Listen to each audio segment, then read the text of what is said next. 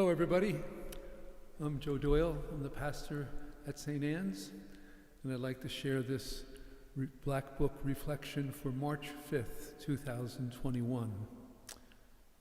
A legend, or a fable, is a story that doesn't pretend to be historical, but simply teaches a lesson. The historical events surrounding the suffering and death of Christ gave rise to many legends. Here's one. It's called Hot Cross Buns. Clare of Assisi's reputation for holiness spread throughout Italy, eventually reaching the Holy Father. Anxious to meet her, the Pope traveled to her monastery to talk with this remarkable woman. As a gesture of hospitality, Clare asked that loaves of bread be placed on the tables of the convent. She wanted the Pope to bless the bread, which would then be given to the sisters as keepsakes for his visit.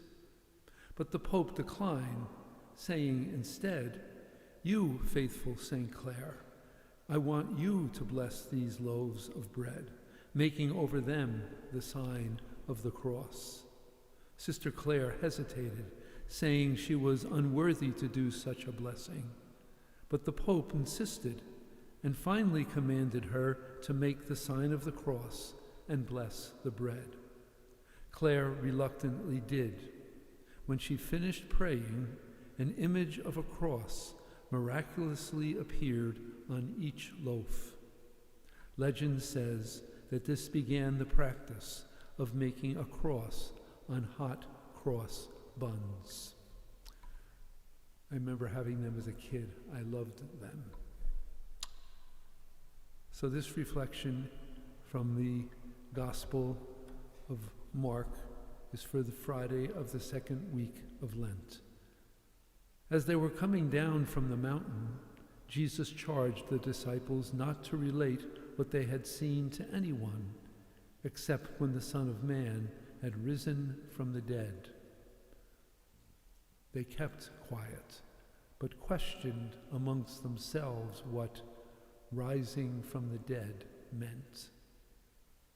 If you recall, this is taken from the Sunday previous to this Friday, the Sunday of the Transfiguration in Lent. So here's the reflection. Peter and the disciples were caught up in the ecstasy of the moment of transfiguration on that mountain. They wanted to build tents. They wanted to stay there. But Jesus led them down the mountain and back to their everyday world. There would be many trials and much suffering before they would experience that kind of glory again. Remember, the transfiguration occurs after Peter's confession of faith and Christ's prophecy of his passion and death. In fact, even Peter questioned Jesus about what he said, that he would suffer and die. But this is the progression for every Christian life: faith, suffering, questioning, and then glory. You can't have the glory without coming down from the mountain into the everyday world, where people are hungry and sick and lonely and mistreated. The way to glory is through the frustrations, the failures, even the doubt and questioning, the pain of following Christ in everyday life. Peter and the other disciples saw this progression take place in the life of Jesus, and then they saw it in their own lives. And it's the progression of my life too. If we're honest, it's the progression of all our lives. Perhaps we could all spend some time in quiet with the Lord, not being afraid of what our real feelings, our real reactions to life are, and asking Him to help us with the doubt, the questions, the frustrations, so that He can lead us to glory.